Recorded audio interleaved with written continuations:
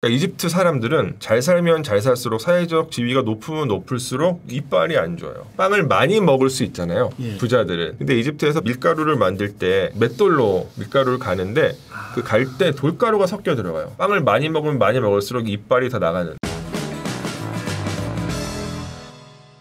저번에 또 특강 하다가 시간 관계상 예. 뭐 아무래도 뭐 제가 말이 많다 보니까 예, 사실 오늘도 사실 잘 모르겠어요. 뭐 하다가 뭐, 뭐 중간에 또 끊고 뭐 다음에 또 시간 내서 또 말씀드릴 수 있으니까 이 파워포인트를 만들다 보니까 지금 제가 만들어 놓은 게 240페이지. 양이 근데 저번에 하시다가 남은 거를 이어서 하시지 않고 항상 예. 다시 오실 때는 이걸 따로 빼서 또 그걸로 만들어 주시더라고요. 그러니까 다시 준비를 하다 보면 또 생각나는 것들이 있어가지고 넣고 또 배치를 좀 바꾸다 보면은 좀 늘어나고. 좋죠. 이런 게 있습니다. 좋죠. 예. 그래서 오늘 그 저번에 했던 그 미처 알지 못하는 이집트 특강 관련해 가지고 이어서 하신. 예, 지속적으로 그 관련해서 그냥 이것저것 뭐 말씀드리겠습니다. 사실 이 고대 이집트에 관한 이야기를 어디 가서 이야기 자체를 들으시는 게 쉽지 않다 보니까 그냥 이집트에 대해서 전반적인 이야기다라고 말씀을 드릴 수가 있을 것 같아요. 확실히 그 이집트가 그 전에 설명하신 것처럼 우리 주변에서 볼 수 있는 이집트를 하셨었잖아요. 그렇죠. 특강. 확실히 그 특강을 듣고 나니까 우리가 이집트, 특히 고대 이집트죠. 고대 이집트가 너무 친숙해서 이렇게 머릿속에 막 친숙하게 남아 있는데 아는 정보는 사실 별로 없는. 그렇죠. 그래서 소장님이 되게 유니크한 역할을 해주시고 계신 것 같아요. 네, 이제 이집트에 대해서 꽤 많은 분들이 사실 원래 다 관심이 있으세요. 기본적으로 공급이 수요를 충족하지 못했기 때문에 수요가 구체화되지 못한 상태였다라고 저는 생각을 했었고, 그래서 제가 이제 지속적으로 공급자로서 공급을 좀 하다 보니까 조금씩 수요가 구체화되는 듯한 그런 모습이 좀 나타나는 것 같아요. 앞으로도 열심히 공급을 해드리겠습니다. 고맙습니다. 예. 그리고 뭐 최근에 제 방송도 뭐 재밌게 보신 방송이 있다고 뉴진스. 예. 사실 저 라이브로 봤어요. 예. 저 라이브로 봤어요. 원래 좀 아이돌에 관심이 좀. 이제 아이돌을 막 팬으로 좋아하기보다는 그냥 관심을 갖고 봐요. 일종의 대중문화의 어떤 하나의 현상으로서. 근데 뉴진스는 개인적으로도 굉장히 좋아하고 지금까지 이어져도 이 대중문화의 흐름을 좀 바꿀 수 있는 그런 느낌을 좀 받았어요. 신선하다는 거죠. 그러니까. 근데 이게 사실 제가 뉴진스를 이 언어적으로 어떻다라고 말을 해야 될지 아직까지 정리를 못했는데 그냥 느낌적인 느낌으로 굉장히 뭔가 저한테는 되게 반가운 어떤 대상이었고, 이게 제 생각에는 제가 이제 X세대의 제 막내예요. X세대. 사실 X세대가 유행할 때는 제 또래를 X세대로 잘 안 껴줬어요. 요즘에는 껴주더라고요. 밀레니얼 세대나 MZ 세대랑 이제 구분을 이제 하면서 X세대로 MZ로 갈 수는 없으니까 어쩔 수 없이 X세대를 껴준 것 같아요. 근데 그 X세대가 누렸었던 어떤 문화의 최신 버전이라는 느낌이 들었고, 근데 보니까 실제로 뉴진스의 제작자이신 그 민희진 대표님이 저랑 동갑이시더라고요.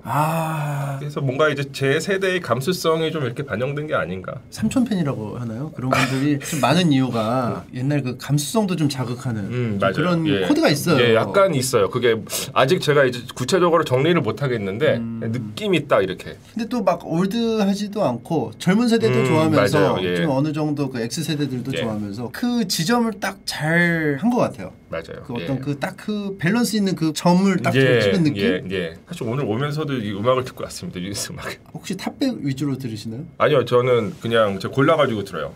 근데 그 플레이리스트에 뉴진스 뉴진스 좋아합니다. 혹시 실례가 안 된다면 다른 음악도 뭐가 있는지 좀 알 수 있을까요? 저요? 전 사실 음악적 취향이 좀 다양해서 가요도 있고 뭐 외국곡도 있고. 그러니까 클래식을 제가 좀 좋아하는 편이고 클래식 앨범이 많이 있고요. 혹시 고대 이집트 노래도? 고대 이집트 노래는 듣고 싶은데 잘 몰라요. 남아있는 게. 이게 왜냐면은 고대 이집트에 대해서 우리가 이야기할 수 있는 자료는 문헌 자료나 아니면은 이제 고고학적인 또 이제 물리적인 자료들인데 이게 음성 자료는 남아있지 않죠. 현대 이집트는 그렇게까지 막 많이 좋아하시죠? 현대 이집트 좋아해요. 좋아하죠. 현대 이집트 좋아하죠. 그럼 이집트 가요도 좀. 이집트 가요를 들으려고 노력하는데 그렇게까지는 약간 이게 좀 코드가 안 맞아요. 근데 싫어하지는 않고요. 들으려고 노력하는 정도? 어쩌다가 이제 뭐 심심하면은 틀어놓기는 해요. 근데 사실 뭐 가수나 뭐 음악 제목 이런 것들은 사실 잘은 몰라요. 문나이트 같은 경우는 되게 그 분노하셨기 때문에 문나이트 그 분노까지는 아닌데 피라미드 망가지면서 그건 약간 분노했죠. 분노하셨기 때문에 문나이트 뭐 OST 같은 게 나오면 바로 돌리시거나 뭐 그런 경우. 문나이트 OST는 들어본 적은 없어요. 저도 잘 모르겠는데 그냥 예. 이 채팅창에 나와서 만약에 나온다면 바꾸실 것 같아요. 요즘에 제가 듣고 있는 OST가 있죠. 최근에 개봉한 The First Slam Dunk 아. OST를 요즘에 좀 듣고 있어요. 그 밴드 노래요. 그거 되게 그거 좋더라고요. 엄청 좋더라고요. 진짜. 보셨어요 혹시? 저- 보셨겠죠? 예, 봤습니다. 예. 호민 형이 데리고 가. 제 것까지 다 표를 끊어가지고. 저도 비슷한데 제가 사실 이집트를 다녀왔어요 또. 그래서 토요일 날 귀국을 했거든요. 일요일 오전에 가서 봤어요. 오자마자 봤어요. 슬램덩크. 확실히 또 슬램덩크 세대시니까. 예, 그렇죠. 예. 그러니까 꿈을 키웠죠. 슬램덩크를 보면서 꿈을 키웠고 그 다음에 인성이 슬램덩크를 통해서 약간 구성됐다. 이런 느낌. 그러니까 슬램덩크 대사들이 뭔가 저의 삶의 신조가 되고 뭐 그런 느낌도 있습니다. 포기를 모르는 남자 뭐 이런 거. 이런 건가요? 그렇죠. 예, 그런 것도 있고 뭐 슬슬 가볼까. 슬슬 가볼까. 그 대사 혹시 아세요? 슬슬 가볼까 어디 나오죠? 그거 마지막 부분에 나오는데 혹시 아시는 분 있을지 모르겠어요. 제가 제일 좋아하는 대사예요. 슬슬 가볼까가. 예, 그게 이제 윤대엽 대사인데 윤대엽이 이제 낚시하다가 슬슬 가볼까라고 얘기를 하거든요. 그러니까 뭔가 능남이 부산한테 패배하고 다시 자리를 잡기 위해서 다시 시작해볼까 뭐 이런 의미를 담고 있는 약간 생각을 정리하는 시간이었나 봐요. 윤대엽이 다시 능남의 주장이 되니까 나중에 그런 식으로 이제 얘기를 합니다. 낚시하다가 이렇게 하품하면서 슬슬 가볼까. 제가 제일 좋아하는 캐릭터거든요, 윤대엽이. 슬램덩크 애니메이션 극장판은 개그씬 특유의 그게 더 없어서 좀 아쉽다는 분들도 있더라고요. 그것도 좀 있어요. 그 필체가 바뀌면서 하는 거는 3D에서 좀 하기 힘드니까. 그리고 사실 제일 아쉬운 부분이 하나 있었어요. 근데 이거 약간 스포될 것 같아가지고 말씀 못 드리겠는데 슬램덩크 이 만화 원작에서 왼손을 거둘 뿐 다음으로 강렬했던 장면이 있는데 그 장면이 애니메이션에서는 구현이 안 돼 있어가지고 강렬한 거 뭐가 있죠? 그게 그거 예, 다들 뭐 많이 아시네요. 그거 왜 없앴냐고. 사실 뭐 슬램덩크는 이미 다 알고 보는 거라 사실 그렇죠. 뭐 스포가 사실 저는 의미 있나 싶어요. 그래요. 하긴 그래요. 예, 맞습니다. 예. 뭐 이미 다 알고 계시네요. 그냥 말씀 안 드려도. 명작은 결말을 알고 봐도 재밌게 즐길 수 있기 때문에. 제가 예전에 방송 나왔을 때 만화 전집을 갖고 있는 작품이 몇 개 있다 말씀을 드렸었는데 이번에 슬램덩크 새로 나온 애장판을 제가 또 주문을 했어요. 이제 그 애니메이션 보고 와가지고 아마 이제 하나가 늘 것 같습니다. 영화 나오고 나서 엄청 주문 많이 늘었을 것 같아요. 예, 그럴 것 같아요. 아랍어 더빙으로는 안 보시나요? 나중에 뭐 넷플릭스 같은데 나오면은 이제 한번 직할킬 수 있으면 한번 봐보는 것도 재밌을 것 같습니다. 이집트 아이돌도 좀 아시나요? 몰라요 제가.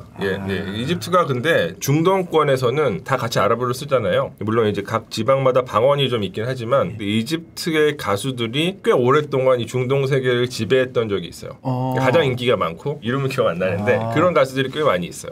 그래요? 그 전성기가 있었어요. 지금도 사실은 대중문화적으로는 이집트가 이제 거의 뭐 최고 레벨이긴 해요. 중동 전체 국가들 중에서. 그렇구나. 특강을 들어가기 앞서서 별일 없으셨죠? 네, 뭐 별일 없었습니다. 이집트 다녀왔었고 또 이집트 이제 가야 되고. 그때 그 이후로 게시판 열리고. 예, 맞아요. 게시판 얘기를 안 했네요. 그 막시씨 그 짤 만들어서 막 그러니까요. 댓글로 막 붙여주고. 그 너무너무 재밌게 잘 보고 지금도 재밌게 잘 보고 있고요. 사실 여기 그 게시판에 계신 분들이 다 너무 귀여우세요.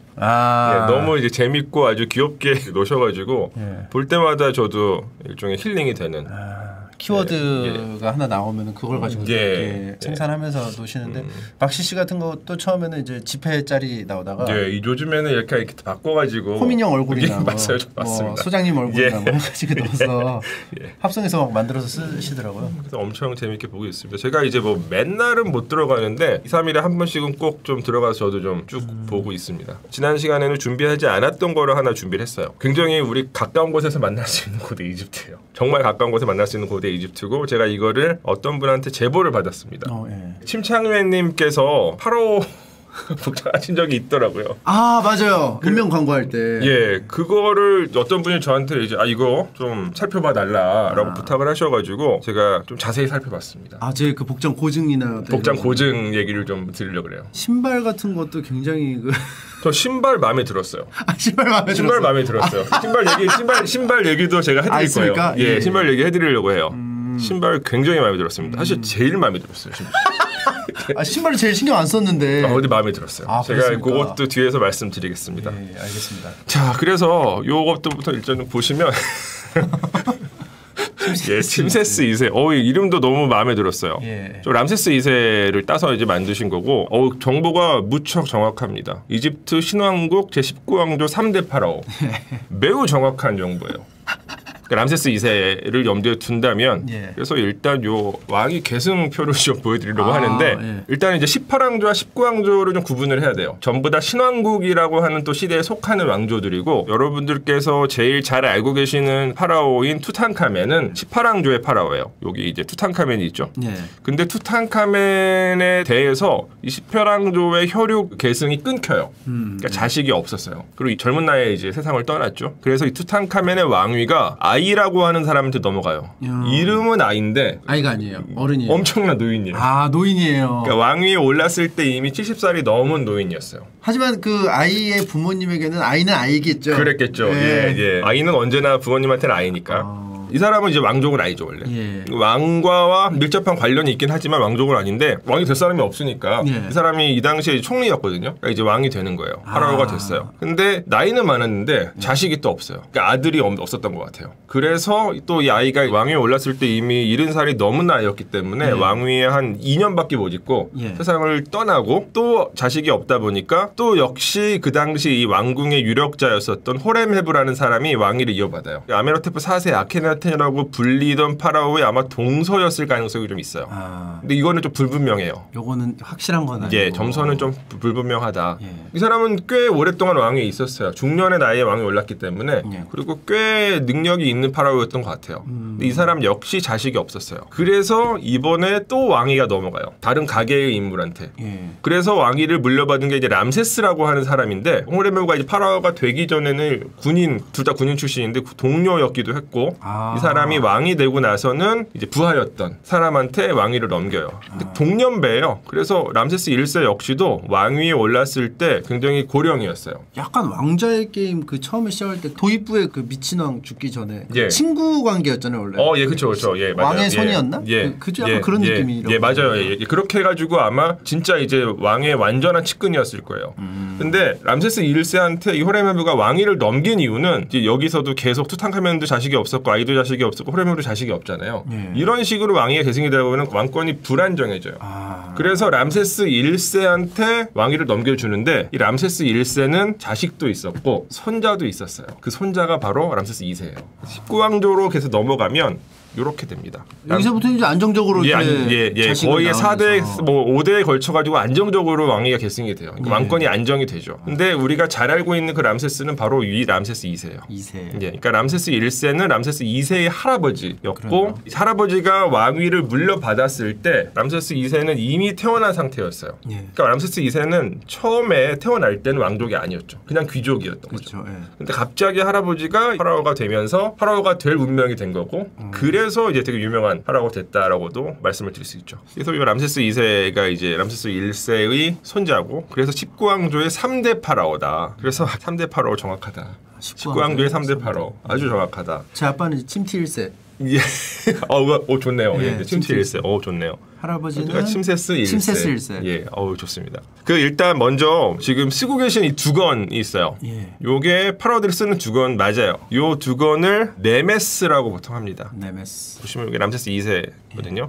네메스 쓰고 있죠. 색깔도 비슷해요. 보시면은 색깔도 금색과 약간 이제 청록색이 섞여 있는 비슷한 색깔로 잘 표현을 해놨습니다.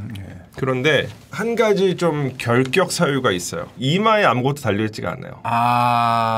이마에 뭔가 달아야 돼요. 두 개 원래 달려있잖아요. 그 두 개는 풀 버전이고 풀 버전이고 약간 약식으로 하면은 코브라 적어도 코브라는 달려있어야 돼요. 요것도 다시 보시면 코브라가 있어요. 코브라가 있어요. 여기 조금 이제 소실됐지만 여기 코브라가 달려있죠. 그리고 다른 사례 여러분들 잘 아시는 이 투탕카멘 황금 마스크는 풀 버전. 코브라와 이 대머리 수리가 같이 달려 있어요. 대머리 수리만 있는 건 없다고 하셨죠? 예, 그거는 저는 지금까지 못 봤어요. 저 두 동물은 뒤에서 말씀드릴 거지만 여신인데 대등한 관계고 대칭적인 관계인데 아마 제 생각에는 뭔가 조형미 차원에서 코브라만 단 것 같아요.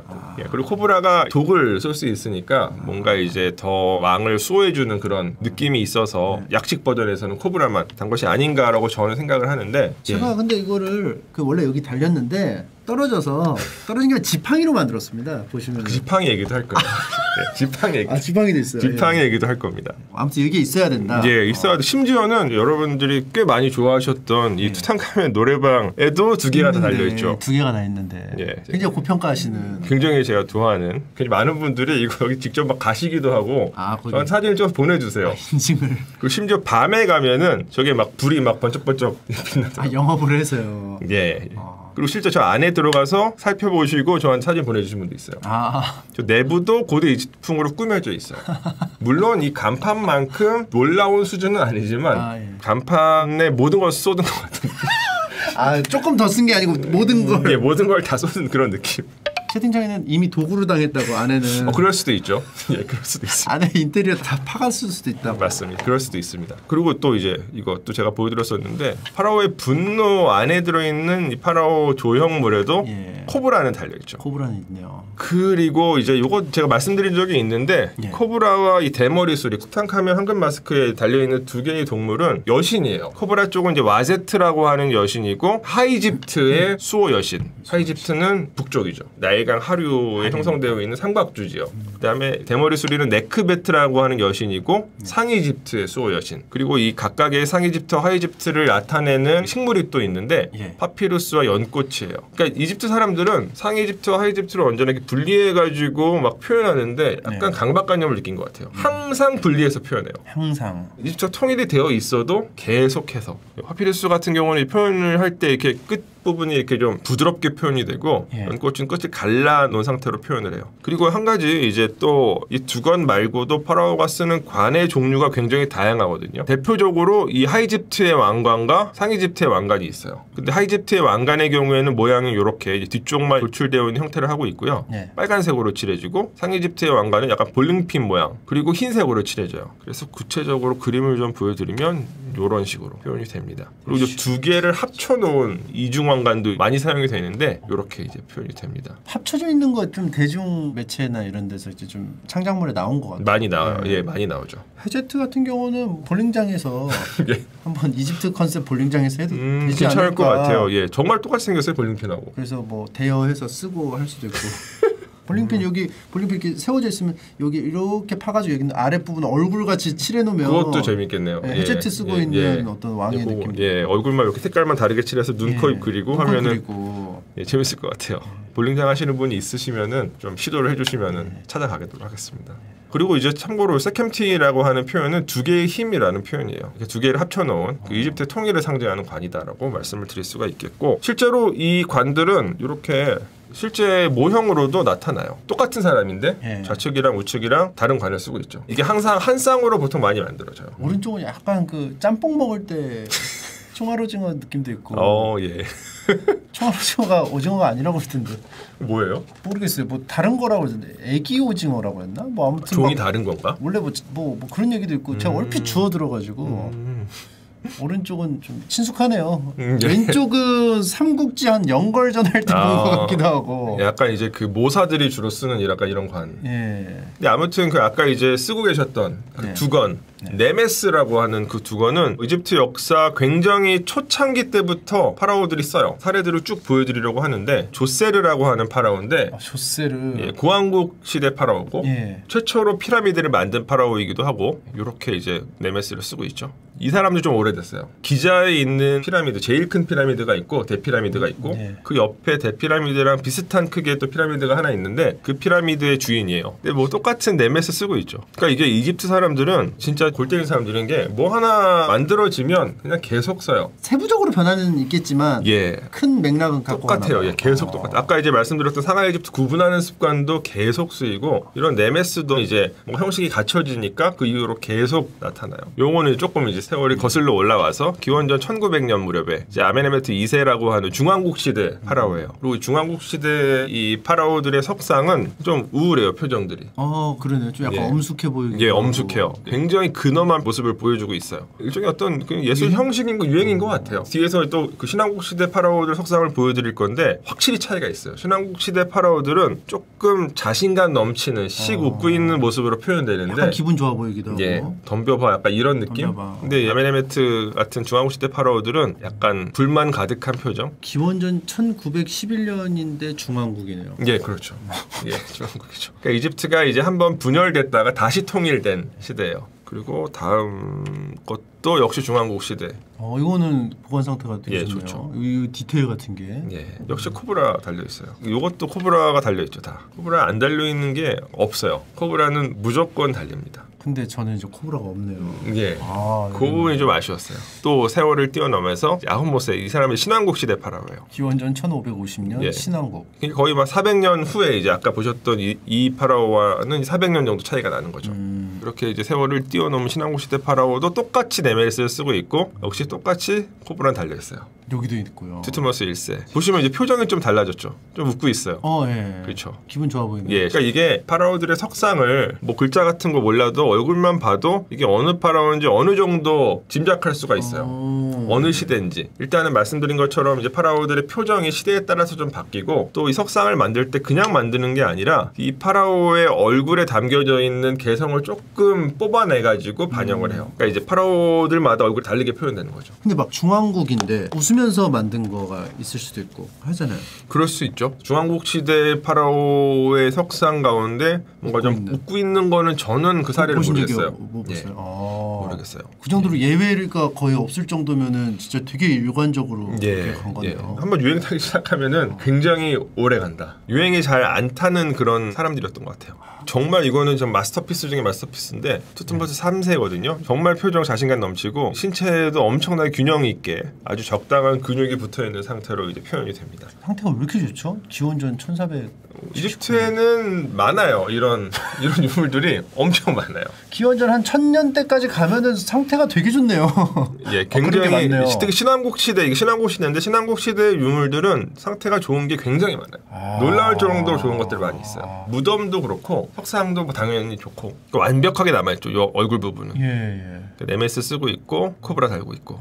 요건 하트슈트. 음. 근데 이 사람은 여성이에요. 근데 하트슈트가 여성 파라오이기 때문에 처음에 파라오가 되었을 때는 자기 자신을 여성으로 표현을 했어요. 그러니까 이제 네메스 쓰고 코브라는 달려 있는데 이런 가짜 턱 수염 같은 것들은 달지 않았었거든요. 예. 그 당시 석상들을 보면은 이 몸 자체가 여성으로 만들어져요. 근데 어느 순간부터 여성임에도 불구하고 석상은 남성으로 표현을 해요. 이유가 뭘까요? 그러니까 아마도 이렇게 여성이 파라오를 수행하다 보니까 네. 조금 어떤 사회적 저항 같은 게 있었던 것 같아요. 아 그럼 나 여자 안 해. 약간 이런 식으로. 여자는 계속 남자만 왕을 하니까 사람들이 쉽사리 받아들이지 못하니까 예. 그럼 그냥 남자 할래. 석상 같은 거 남자처럼 묘사를 할래. 예. 이렇게가 된 거군요. 그러니까 이집트 역사 속에서 여성이 파라오가 되는 사례들은 꽤 있어요. 그러니까 아주 이른 시기부터 꽤 있는데 대체로 그 여성들이 파라오가 되고 나면은 나라 전체가 좀 혼란스러워져요. 근데 이 하트슈트는 이집트 신왕국을 정말 전성기로 끌어올릴 굉장히 뛰어난 파라오예요. 개인적으로 굉장히 좋아하는 파라오입니다.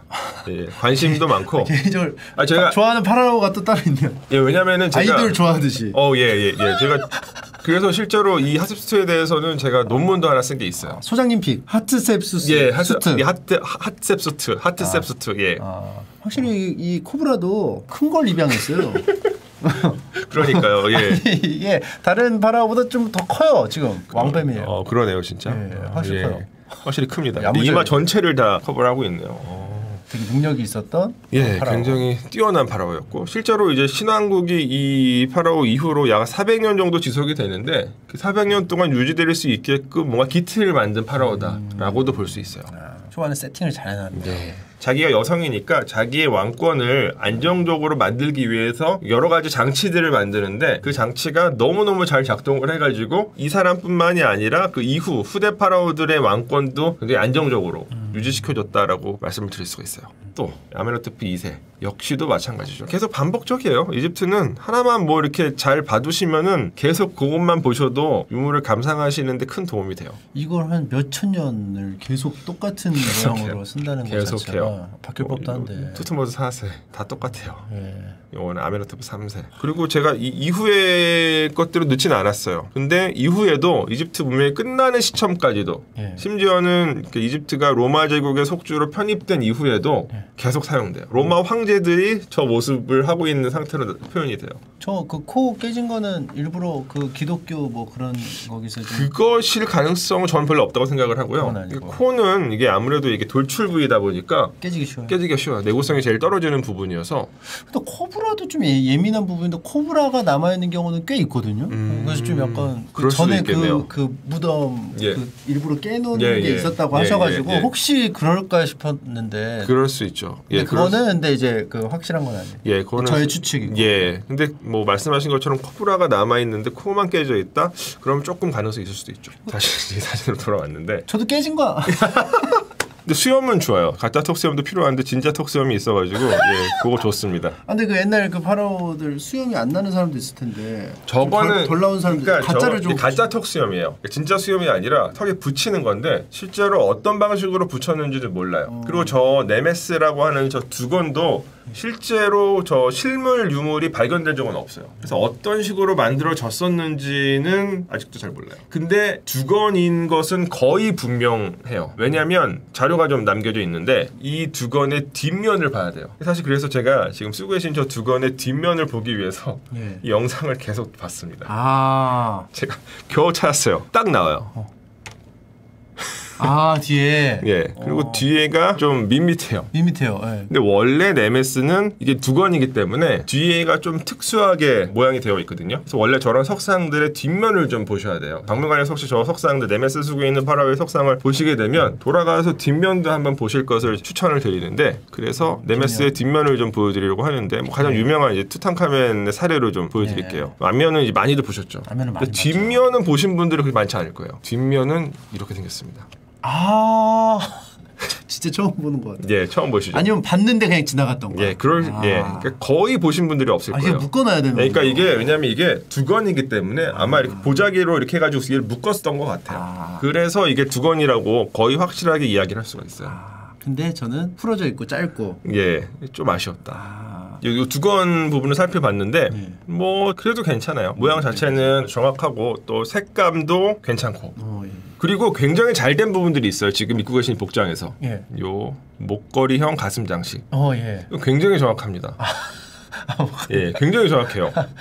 그리고 요 부분, 요 벨트에 달려 있는 요 장식 부분, 예. 조금 이제 민감한 부분과 관련이 있는 것처럼 보이는 민. 예, 요거 괜찮았나요? 예, 괜찮았어요. 이거 박물관 가도 될까요? 괜찮아요. 예, 진짜 괜찮아요. 제가 보여드릴게요. 일단은 요 가슴 장식을 좀 이제 보여드리려고 하는데, 요 보세요. 가슴 장식이 있어요. 이렇게 나오죠. 예. 실제로 이제 목에 거는 가슴 장식이고, 실제로 저 가슴 장식은 실물로도 발견이 된 적들이 있어요. 그리고 이제 또 다른 사례. 요 람세스 2세 석상인데, 멤피스라고 하는 유적에 가시면 저렇게 눕혀져 있는데, 원래는 세워져 있던 것이죠. 높이는 약 한 12m 정도? 그러니까 아주 큰 석상은 아니에요. 근데 이제 눕혀져 있다 보니까 되게 크게 보이는? 12m도 사실 크죠. 12m 석상도. 더 큰 석상들이 있어가지고. 저거는 그렇게 막 엄청 큰 것까지는 아니고 엄청 크다. 크지는 않다. 예. 근데 여기서 잘 안 보이실 텐데 얼굴 쪽을 보시면 가슴 장식이 이렇게 돼 있어요. 그러니까 목에 이렇게 거는 형태의 가슴 장식이 분명히 되어 있고. 표정이 조금 약간 우상이네요. 람세스 2세의 상들은 거의 다 웃고 있어요. 덤벼봐라 약간 신앙복이니까. 특히 람세스 2세 상들은 더 자신감 넘치는 표정으로 묘사가 됩니다. 그리고 이제 여기서도 이제 말씀드렸던 네메스 쓰고 있고 가짜 턱수염 달고 있고 코브라 달려 있고 그리고 이것도 람세스 2세의 상인데 요거는 이제 아스완 누비아 박물관에 있는 석상인데 이렇게 있죠. 장식이 앞에 장식이 장식이 달려 있고 여기 그거 있네요. 볼링핀하고 그 그러니까 손견 모자 맞아요. 이집트 파라오들을 석상으로 만들 때 머리 장식을 표현할 때 그러니까 네메스만 쓰고 있게 표현하는 경우도 있고 이 볼링핀이랑 요 손견 모자 손견 모자 좋습니다. 손견 모자를 또 각각 따로따로 쓰고 있는 것도 만드는데 모두 다 합쳐서 만드는 경우도 있어요. 지금 여기는 그래서 3개의 머리 장식이 있는 거예요.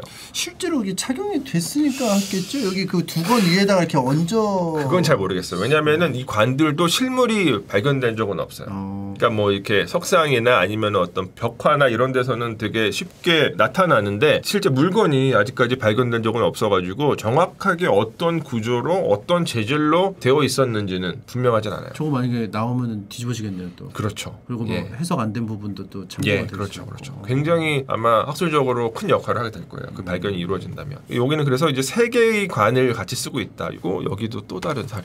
역시 달고 있어요. 달고 있고. 그죠. 항상 모든 파라오가 저거를 이제 달고서 표현되는 건 아닌데 예. 달고 그려지는 경우도 상당히 많이 있어요. 3명 머리끄댕이를 잡고 타작을 하네요. 얘네는 이제 파라오의 적들이에요. 그러니까 이것도 이집트에서 굉장히 자주 나타나는 모티브인데 파라오가 적들의 머리끄댕이를 잡고 무기로 내려치려고 하는 장면이 굉장히 많이 표현돼요. 아, 손도끼가 손도끼예요. 무서운 사람이네. 손도끼가 실제로 근데 발견이 돼요. 파라오 손도끼 금으로 만들어진. 아 그래요. 이게 좀 약간 아무래도 그 지위가 있다 보니까. 기위가 있고 이제 부가 있으니까. 그런데 손창면님께서 입고 계시는 그 옷에 정말 큰 결격 사유가 하나 있어요. 이 옷 자체인데 파라오들은 지금까지 계속 보셨지만 상의를 입지 않아요. 상의를 벗어야 돼요. 우통을 까야 됩니다. 사실 이때 말이 많았어요. 까야 되냐 말아야 되냐. 아 진짜? 예. 제 수치심하고 별개로 이게 깠을 때 네. 게임에 집중이 안 되고 내 몸에만 집중이 된다면 그거는 또 그거대로 좀 곤란하지 않을까. 그렇죠. 그래서 약간 미디어적 허용이라고 보시면 어떨까. 아무튼 요거는 저도 좀 약간 아쉽네요. 요거 있고 또 하나 치마가 너무 길어요. 보시면 예, 무릎 위로 올라와야 돼요. 요거는 전혀 생각 못했어요. 예, 요것도 보시면 얘는 조금 애매하게 표현되어 있지만 이렇게 무릎 위로 올라오죠. 거의 그냥 가리개만 입고 있는 느낌이네요. 미니스커트예요. 여기도 미니스커트죠. 미니스커트. 그리고 다 위통 벗고 있어요. 옆트임이 있는. 옆트임 이게 이제 여러 개의 그 천으로 덧대 가지고 만든 치마로 여겨지고요. 파라오들이 입는 파라오 전용 치마라고 생각하시면 돼요.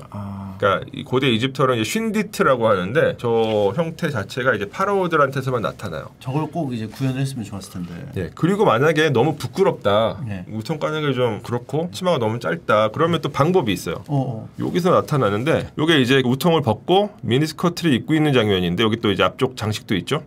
그리고 나서 이 겉에다가 약간 반투명한 옷을 입는 거예요. 이게 반투명인가요? 투명한 거에 줄무늬 흰색이 있는 건가요? 그러니까 이게 아마 반투명한 걸 표현하기 위해서 이렇게 그린 것 같아요. 요것도 이제 안 나. 예, 없죠.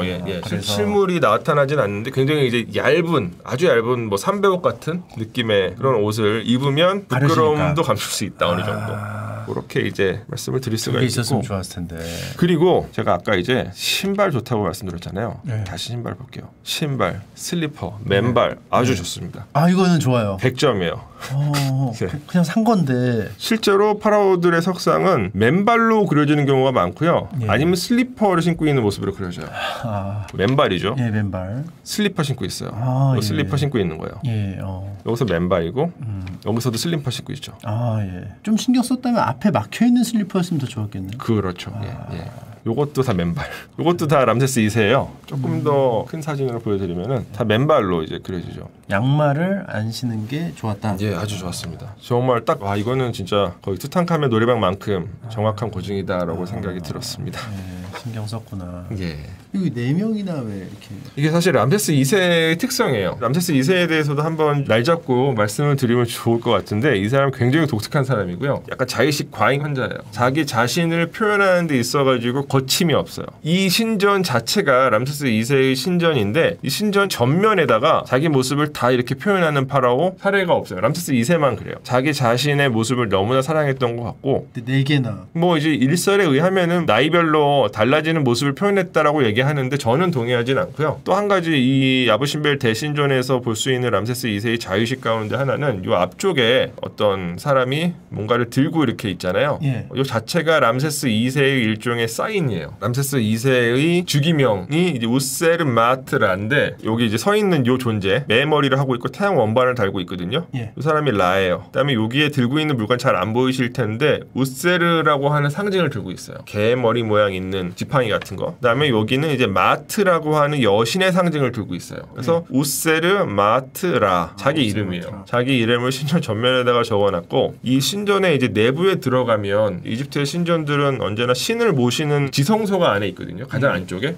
보통 이제 이집트 중요한 신들을 모셔요 이렇게. 근데 이 신전에서는 4명의 신을 모시고 있거든요. 예. 그게 이제 아멘푸타라인데 이 3명의 신 다 이집트 신화 체계 속에서는 제일 강력한 신들이에요. 그러니까 최고 신들. 그리고 그 최고 신들 옆에다가 자기를 놨다. 아, 동격인 것처럼. 그렇죠. 정말 최고 신들과 자기를 같이 앉혀놓은 거죠. 그러니까 이집트의 파라오가 뭔가 이렇게 신인 것처럼 인식이 되는 경우들이 있는데 절대 그렇진 않거든요. 그러니까 신성함이 있지만 진짜 신들보다는 좀 떨어지는 존재들인데 람세스는 자기 자신을 최고 신의 지위에 이제 올려놓은 것이다라고 말씀을 드릴 수가 있겠고, 그리고 또 한 가지는 일반적으로 이제 살아있는 파라오는 신으로 모시지는 않아요. 파라오가 신으로 모셔지는 거는 대체로 죽고 나서. 근데 이 신전은 람세스 2세가 살아있을 때 만들었고, 그러니까 살아있는 자기 자신을 이미 신격화시킨 거고 스스로. 그리고 심지어는 람세스 2세가 여기 와가지고 신들한테 직접 제사를 지냈을 거예요. 예. 그 지성소 앞에서. 자기가 자기한테 해야 되는. 그러니까요. 아, 제 생각인데 사실 이제 문 앞에 이렇게 있는 거는 석상이나 어떤 뭐 상은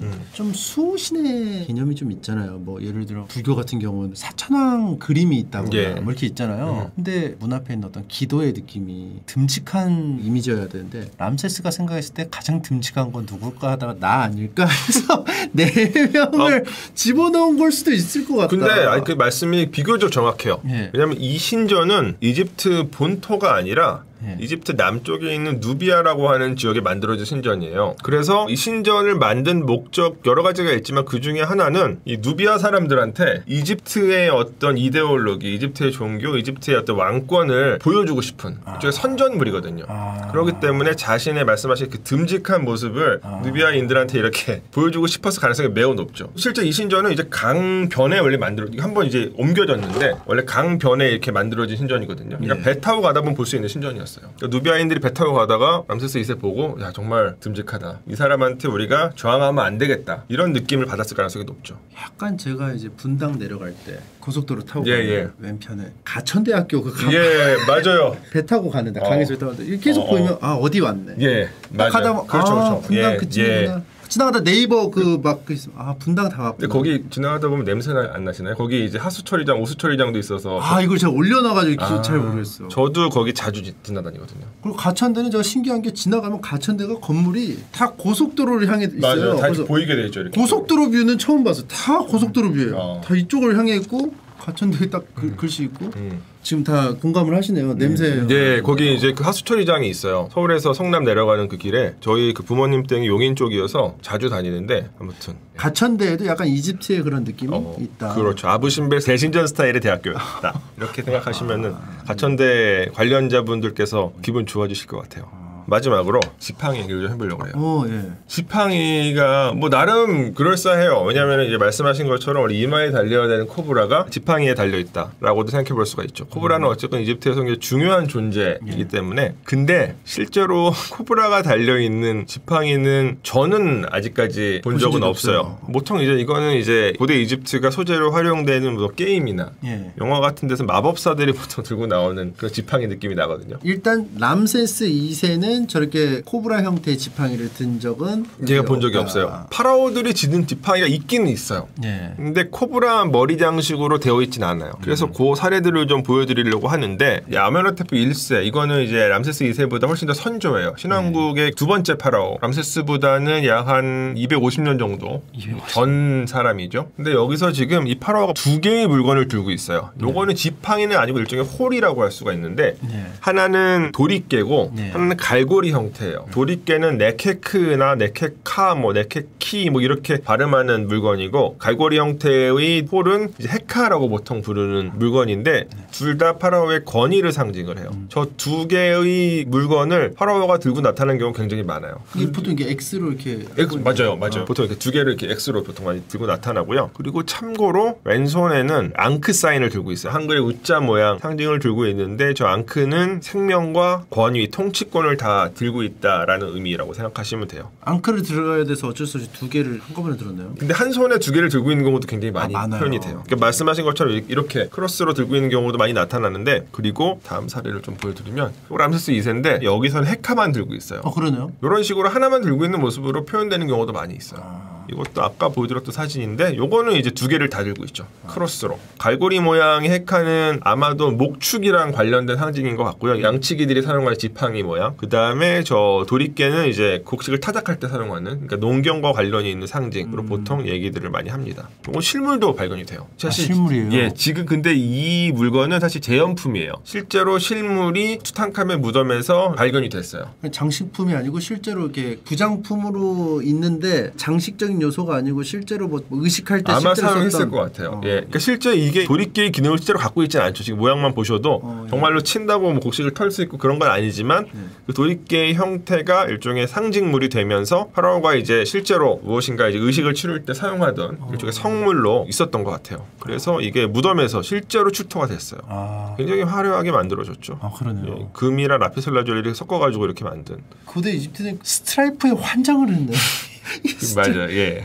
근데 이제 뭐 일반적인 백성들은 못 썼을 것 같고 당연히 왜냐면 그렇죠. 이게 장식이잖아요. 사실 스트라이프는. 예. 이 스트라이프를 유독 좋아하는 이유가 또 궁금하기도 하네요. 요것도 지금 요 사진 속 물건은 이제 재현품인데 실제 유물이 있는 물건들이에요. 근데 여기서 보시면은 지팡이를 들고 있어요. 근데 파라오가 들고 있는 지팡이는 헤카와 관련이 있는 이렇게 끝에가 갈고리 형태로 되어 있는 지팡이에요. 여기 보시면 이제 헤카 형태의 지팡이를 하나 들고 있고 여기 이제 네케크도 들고 있죠. 여기도 마찬가지고, 그리고 아까 보여드렸던 사진인데 여기서도 마찬가지예요. 그러니까 파라오들은 끝이 갈고리 형태로 되어 있는 길다란 지팡이들을 이제 드는 경우들이 있었다. 이제 코브라 머리 지팡이는 없다. 그렇게 말씀을 드릴 수가 있을 것 같아요. 사실 코브라는 사조영전에 구양봉이 하고 실제 그렇죠. 살아있는 뱀이 감겨 있어요. 예, 맞아요. 공격하면 뱀이 물어요. 구양봉. 오랜만에 듣네요. 자, 그래서 이제 일단 침착맨이 복장 점검은 여기까지 말씀을 드리겠고, 뭐 전반적으로 굉장히 저는 흡족했어요. 네메스를 쓰고 나오신 것부터 굉장히 마음에 들었고, 색감이 일단 좋았고, 보통은 이제 네메스만 딱 쓰고 나오는 경우들이 있는데 저 이 가슴 장식과 허리에서 이제 내려오던 가운데 부분 장식 이런 것들 되게 좋았습니다. 맨발로 나오신 것이 좋았고, 정말 저는 이거 보고서 진짜 처음에 너무 재밌어, 너무 웃겨가지고 이거 제보해주신 분 제가 누군지 기억이 확실하게 안 나는데, 눈화장도 있었는데. 그러니까 눈화장이 중요해요. 맞아요. 그것도 말씀드리려고 했는데 깜빡했는데, 그러니까 이집트 파라오들은 눈화장 꼭 했었던 것 같아요. 이 라인이 꼭 있더라고요. 예. 그러니까 아마도 이집트가 이제 햇빛이 강하고 먼지가 많은 곳이다 보니까 그 눈을 약간 보호하기 위한 그 이유도 있었던 것 같아요. 굉장히 이른 시기부터 이집트 사람들은 눈화장을 했다라고 하는 증거들이 나타나요. 이집트 문명이 탄생하기 이전 시대부터 눈화장을 하기 위해서 그 이제 안료를 이제 빻아야 되니까 그 빻는데 사용되던 도구들이 고고학적으로 확인이 돼요. 그리고 이제 여기 여쭤보셨는데 아이라인은 뭘로 그린 거예요라고 이제 여쭤보셨는데, 대부분 이집트의 그런 안료들은 암석 안료예요. 돌을 갈아가지고 빻아가지고 이제 그걸 이제 가루로 만들어서 그걸 이렇게. 눈 건강에는 좋지 않았을 것 같네요. 좋지 않았겠죠. 눈에 들어가면 이제 또 좋지 않았을 거예요. 또 곱게 빻았을 거 아니에요. 왕족이나 이런 사람들. 그렇죠. 아마 누가 빻아줬겠죠. 또 빻는 사람이 분명 있었을 거예요. 그 당시 이집트인들은 이제 오늘날 우리가 갖고 있는 위생관념이나 어떤 의학적인 상식이랑 좀 다른 사고방식을 갖고 있었기 때문에 예컨대 그러니까 이집트 사람들은 잘 살면 잘 살수록 사회적 지위가 높으면 높을수록 이빨이 안 좋아요. 빵을 많이 먹을 수 있잖아요. 부자들은. 근데 이집트에서 밀가루를 만들 때 맷돌로 밀가루를 가는데 그 갈 때 돌가루가 섞여 들어가요. 그러니까 이제 돌가루가 섞인 빵을 먹게 되는 거죠. 그러니까 이제 빵을 많이 먹으면 많이 먹을수록 이빨이 더 나가는 그런 모습들이 있어요. 아구가 나갈 정도로 돌가루가 그러니까 딱 느껴지진 않죠. 먹을 때는. 근데 몇십 년 동안 먹다 보면은 아구가 나가.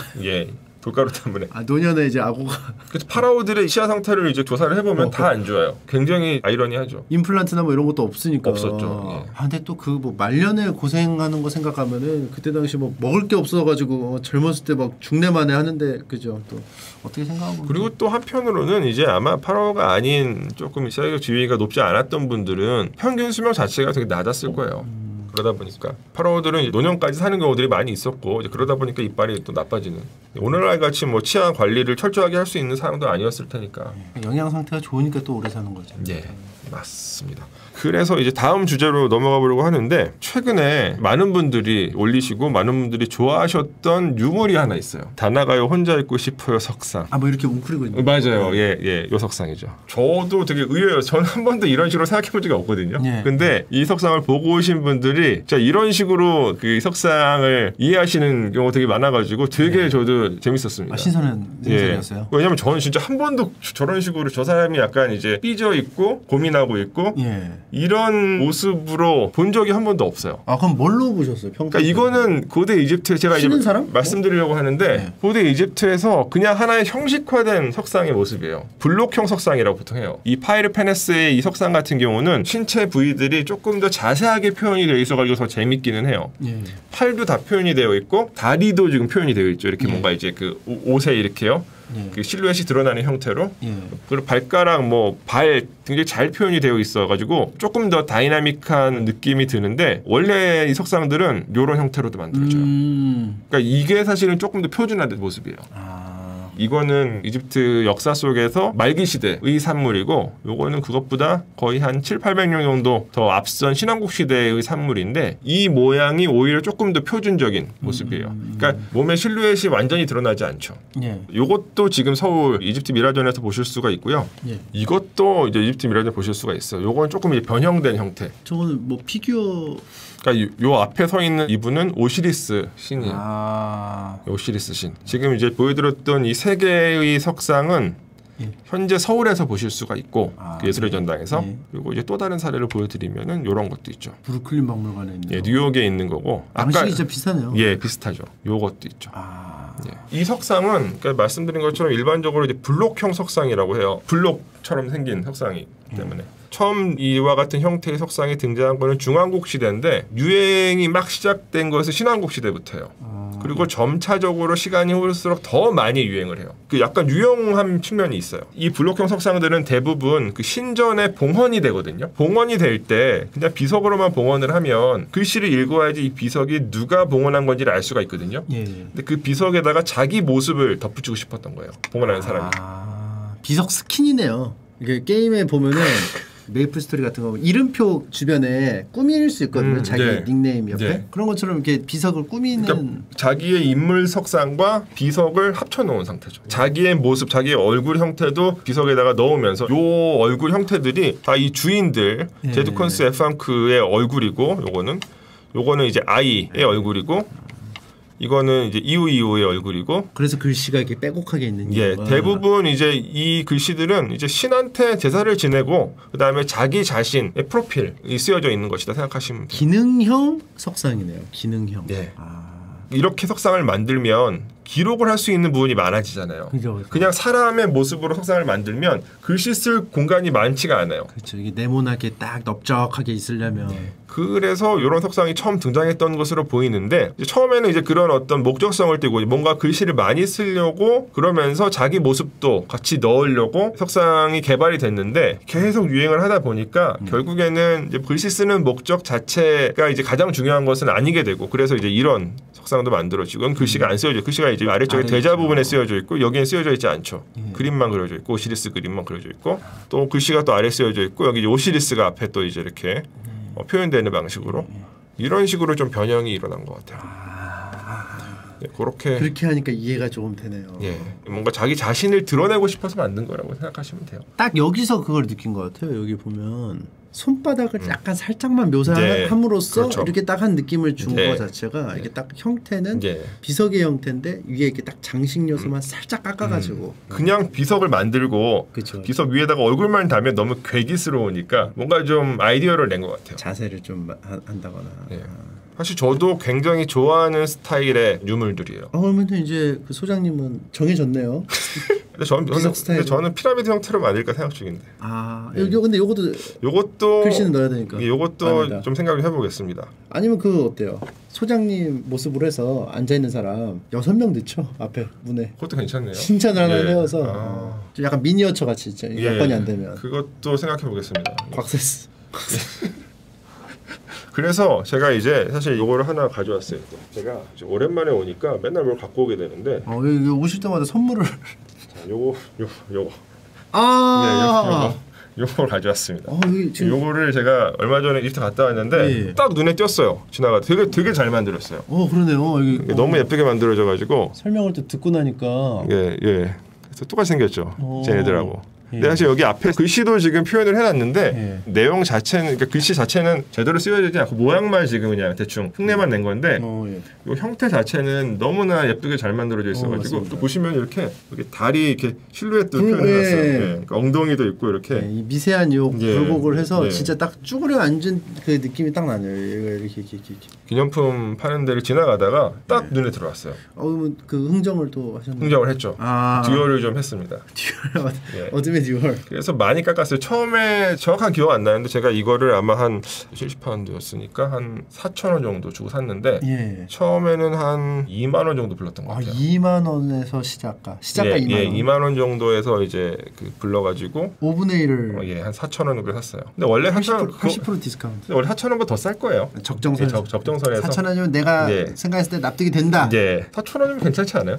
좋죠. 괜찮죠. 여기 이런 거 좀 약간 깨져 있는데 일부러 그렇게 된 건가요? 그건 아닌 것 같아요. 근데 여기도 약간 살짝 깎아놓은 것 같긴 한데. 요건 일부러고 요건 요거는 그냥 보관하다 깨진 것 같아요. 근데 이 이집트 스타일 이 기념품이 좋은 게 깨져도 깨진 대로 어울리죠. 깨져도 골동품 스타일 아니까. 끝에가 깨졌는데 여기 끝에가 깨졌거든요. 오히려 좋아. 끝에가 깨졌어. 안 깨졌으면 더 쌌을 수도 있어요. 그럴 수 있죠. 고대 이집트 느낌 안 나서. 맞아요. 그럴 수 있습니다. 감사합니다. 자, 그래서 이제 이 석상 다나가의 혼자 있고 싶어의 석상에 대해서 좀 말씀을 드렸습니다. 그러니까 사실 이게 모양 자체가 귀엽죠. 귀엽고 뭔가 되게 현대적이에요. 맞아요. 이런 어떤 상상을 할 수 있다는 것 자체가 고대 이집트는 갖고 있었던 이 사유의 깊이와 어떤 폭, 예술 감각 이런 것들이 높았다라는 것을 알 수 있을 것 같아요. 어떤 현대 작가 시리즈 같기도 하고 이 스타일이. 근데 이것도 거의 한 2,000년 동안 만들어져요. 이 형식도 계속해서 만들어져 있죠. 조금 규모가 있는 이집트 유물 컬렉션에 가시면 거의 항상 보실 수 있어요. 하나 정도는. 안 물리나 봐요. 좀 잘. 고대 이집트 사람들은. 그러니까 이 사람들은 오히려 물리는 걸 좋아했던 것 같아요. 이 사람들은 변화를 너무 싫어했기 때문에 하나가 뭔가 완성이 되면 계속 엄청난 보수주의자들이었어요. 이분들. 그 다음에 이제 말씀드릴 부분은 수능 점수가 올라간다. 이런 건 굉장히 솔깃할 만한 내용인데요. 저는 수능 날 저녁 때가 되면 항상 하는 게 있어요. 지난 10년 동안 계속했어요. 수능 시험이 끝나면 수능 문제가 교육과정 평가원에 올라와요. 그러면 들어가서 사회탐구 세계사 영역의 1번 문제를 항상 살펴봐요. 1번 문제 공통점 같은 게 있나 봐요? 1번 문제에 고대 이집트가 나와요. 원래는 고대 이집트랑 고대 메소포타미아가 약간 번갈아 가면서 나왔는데 지난 10년 사이에는 이집트가 압도적으로 많이 나와요. 그래서 제가 지난 10년간 있었던 수능의 세계사 1번 문제를 갖고 왔어요. 이집트 나온 문제들을. 그래서 그거를 이제 하나하나 조금 보면서 이야기를 드리려고 합니다. 요거 잘 하고 가면 1번은 먹고 들어가는 무조건 먹을 수 있죠. 그리고 이게 1번 문제가 가끔씩 3점으로 나오는 경우가 많이 있어요. 3점은 먹고 들어갈 수 있다. 이집트만 잘 아셔도. 중요하네요. 하나씩 보여드리겠습니다. 가장 최근 문제부터 이번 11월 달에 나왔었던 2023학년도 대학 수학능력시험 사회탐구 세계사 영역 1번 문제입니다. 제가 한번 읽어보겠습니다. 가 문명에 대한 설명으로 옳은 것은 3점. 이 점토파는 히타이트의 왕 하투실라스 3세가 가의 신왕국 시대 파라오인 람세스 2세와 체결한 평화조약의 내용을 담고 있습니다. 이 조약은 가장 오래된 평화조약으로 알려져 있으며 기원전 13세기경 지중해 동부 패권을 다투었던 두 왕국의 관계 개선을 알려주는 자료입니다. 이스탄불 고고학 박물관에 소장 중이며 평화의 중요성을 알리기 위해 복제품이 유엔 본부에 전시되어 있습니다. 이거 좀 약간 유명한 그거잖아요. 그렇죠. 람세스 서로 이겼다고 막 그거 아닌가요? 람세스 2세가 즉위를 하던 당시 이집트가 갖고 있었던 문제가 뭐였냐면 이집트 18왕조 마렵에 아까 말씀드린 투탕카멘, 그다음 투탕카멘의 아버지인 아케나텐 그 시대에 외교를 잘 안 했어요. 내부 문제가 좀 심각했기 때문에 외교나 어떤 국제적인 어떤 부분에 있어가지고 좀 신경을 덜 썼다 보니까 원래 이집트가 영향력을 갖고 있었던 오늘날의 이제 시리아나 뭐 레바논 이런 지역을 다 상실해요. 그 사이에 지금 터키 동부에서 성장을 했던 히타이트 제국이 그 지역을 다 먹어치웁니다. 그래서 람세스 2세는 즉위를 하자마자 이거를 다시 되찾아오기 위해서 재위 5년에 당시 이집트가 동원할 수 있는 거의 최대의 전력을 동원해가지고 약 한 2만 5천 명인데 히타이트의 경계선이 카데시라는 곳으로 진격을 해요. 히타이트 역시도 동원할 수 있는 최대의 전력 4만 명을 동원하는데 본국의 병력도 있고 주변 제후국들의 병력을 다 끌어모아가지고 이집트랑 한판 붙는 거죠. 카데시에서. 결과적으로 무승부로 끝나요. 초반에는 이제 이집트가 좀 졌어요. 람세스 2세가 전술적인 실패로 히타이트한테 공격을 받고 위기에 처했는데 이 위기에 처한 상황을 약간 전략적인 대비를 통해 가지고 결국에는 이제 무승부로 끝나요. 그 전투를 보통 카데시 전투 혹은 카데시 대전이라고 부르는데 그 이야기거든요. 그리고 카데시 대전이 끝나고 나서 이집트와 히타이트가 지속적으로 전쟁을 하기는 하는데 카데시 대전 이후 16년 정도 시간이 지나가지고 양국이 서로를 제압할 수 없다는 사실을 깨닫고 평화조약을 맺습니다. 근데 이 평화조약의 내용이 굉장히 현대적이에요. 그리고 이 평화조약은 세계 최초의 평화조약이다 이런 식으로 이제 일컬어지는데 그 이유는 히타이트 쪽에서도 그 문서가 발견이 되고 이집트 쪽에서도 발견이 돼요. 일반적인 우리 현대 계약서처럼. 예. 물론 이제 자기들이 좀 유리한 방식으로 쓰긴 했지만 내용은 같아요. 뭐 예컨대 상호 불가침 조약. 우리는 서로 공격하지 않는다. 그다음에 상호 방위 조약. 제3국으로부터 공격을 받으면 서로 지원을 한다. 왜냐면 그 당시에 히타이트와 이집트가 이제 치고받고 싸울 때 또 메소포타미아 지역에서 아시리아가 성장하고 있었거든요. 아시리아. 예. 아시리아가 약간 이제 위협이 됐어요. 그래서 서로를 지켜준다. 그다음에 포로 교환 조약. 그리고 정치적 망명자 인도 조약도 있어요. 보통 히타이트 쪽에서 이집트를 많이 넘어와요. 히타이트는 항상 이 왕권을 둘러싸고 내전이 되게 자주 일어났던 국가이기 때문에 패배한 그 세력이 이집트로 넘어와가지고 망명을 이제 해가지고 이집트에서 생활하는 경우도 있었는데 그런 정치적 망명자들을 본국으로 송환한다. 그러면 망명자 입장에서는 좀 싫겠네요. 맞아요. 근데 놀라운 것은 여기에 조항이 하나 덧붙여져요. 목숨을 보존시켜준다. 그러니까 불처벌 조항. 그러니까 망명자를 송환시켜 주는데 대신에 처벌하지 말아라. 서로. 그게 이제 다 들어가 있어요. 그러니까 엄청 현대적인 그런 내용의 조약이죠. 근데 막 이렇게 받았는데 다른 막 꼬투리 잡아가지고 할 수도 있겠네요. 그럴 수는 있죠. 하지만 일단 대놓고는 드자비는 못했다는 그렇죠. 거. 예. 그런 내용이 어쨌건 문서화돼서 양쪽에서 다 확인된다는 사실이 놀라운 역사적인 사실이라고 할 수가 있고 그래서 여기서도 지금 언급이 되어 있는데 문제를 먼저 풀어보죠. 하투실리스 3세 히타이트 쪽 왕이고 신왕국 시대 파라오인 람세스 2세 가에 들어가는 문명은 이집트 문명이에요. 고대 이집트 문명. 그래서 고대 이집트 문명과 관계된 항목을 찾으면 되는 거거든요. 한번 찾아보세요. 1번 파르테논 신전을 건립했다. 2번 함무라비 법전을 편찬했다. 3번 태양력과 십진법을 사용했다. 4번 크레타 섬을 중심으로 발전했다. 5번 하라파와 모헨조다로를 건설했다. 요거는 3번. 정답. 1번은 고대 그리스죠. 함무라비 법전은 고대 바빌로니아. 태양력과 십진법이 고대 이집트. 크레타 섬 중심으로 발전했다. 요거는 일반적으로 이제 에게 문명이나 미노아 문명이라고 하는 곳이고 하라파와 모헨조다로 하면은 인더스 문명. 사실 그냥 이집트라고 생각하시면 쉽게 고르실 수 있을 거예요. 뭐 설령 이제 요 이집트와 관련된 사실을 모르신다고 하더라도 속어법을 사용을 하면 한 번을 충분히 쉽게 고르실 수가 있습니다. 좀 추가 자료를 좀 보여드리자면 요게 이제 카데시 대전 장면을 이제 부조로 아부시벨 대신전 12실 벽면에다가 이렇게 장식을 해놨거든요. 그 람세스 그 신전 거기. 예, 아까 그 보셨던 4명 앉아있는 그 신전 내부에. 요게 이제 람세스 2세예요. 그리고 여기가 카데시 성이에요. 카데시 성. 카데시가 이렇게 강이 갈라지는 곳에 위치하고 있는 천혜의 요새거든요. 그리고 여기 이제 쓰러지는 사람들은 히타이트 쪽 병사들. 다 밀어버리고 있네요. 예, 밀어버리고 있어요. 람세스 2세가 자기가 만들어 놓은 기념물들 곳곳에서 엄청 자랑스럽게 묘사를 해요. 사실은 람세스 2세가 압도적인 승리를 거두지 못한 전투예요. 사실 처음에는 진짜 죽을 뻔했어요. 히타이트 쪽에서 기만 전술을 처음에 펼쳐가지고 스파이를 보내가지고 정보의 어떤 교란을 시켜요. 이 사람 또 성격이 나만 잘났다, 내가 다 한다, 되게 급하고 자신감 넘치는 그런 성격이다 보니까 그 히타이트 쪽 기만 전술에 속아가지고 자기 혼자서 막 돌파를 해요. 자기 그 친위 사단만 이끌고 막 돌파를 해요. 그러니까 뒤에 같이 오고 있던 다른 사단과 함께 이제 뭉쳐가지고 같이 진격을 해야 되는데 소수의 병력만 가지고서 적진 깊숙한 곳에 들어갔다가 포위당해요. 근데 어떻게 좀 살아 들어왔나요? 근데 또 람세스 2세도 그래도 이제 이 사람도 군사적으로 역량이 부족하지는 않은 사람이었던 게 본대가 있었고 예비 일종의 별동대를 우회시켜가지고 다른 경로를 통해서 카데시로 오게끔 만들거든요. 근데 람세스 2세가 이렇게 큰 위기에 처해져 있을 때 그 별동대가 도착을 하는 거죠. 그래서 불리했었던 전황을 어느 정도 극복을 하고 또 람세스 2세 자체가 용감하고 리더십이 뛰어난 사람이었던 것 같아요. 그래서 혼란 혼란스러웠던 자기 병력을 다시 재규합하는 데 성공을 해가지고 적절하게 반격을 했고 그래서 히타이트군이 다시 쫓겨가지고 성체 안으로 물러나요. 그리고 그 이후에 공성전을 조금 했었는데 이집트 쪽에서 결과적으로는 성을 함락시키지는 못하고 나중에 철수를 하죠. 이집트는. 그런 식으로 해서 끝나게 됩니다. 자기 병사들은 가지런하고 그렇죠. 남의 나라 군대는 혼비백산하고. 예, 이집트 쪽에서는 그렇게 표현을 하죠. 예. 그러니까 이제 히타이트군은 굉장히 겁쟁이이고 규율이 없는 그런 모습으로 이제 표현이 많이 되고 여기 보시면 이집트 쪽 전차병들은 쫙 서가지고 다 화살을 다겨놓고 있죠. 저 위에도 이집트 병일 거 아니에요? 예, 그렇죠. 둘러싸고 예, 그러니까 멋있게 그려진 건 다 이집트 병이라 생각하시면 돼요. 또 아까 여기 문제에서 요 사진 나왔잖아요. 점토판. 실제 하는 유물이에요.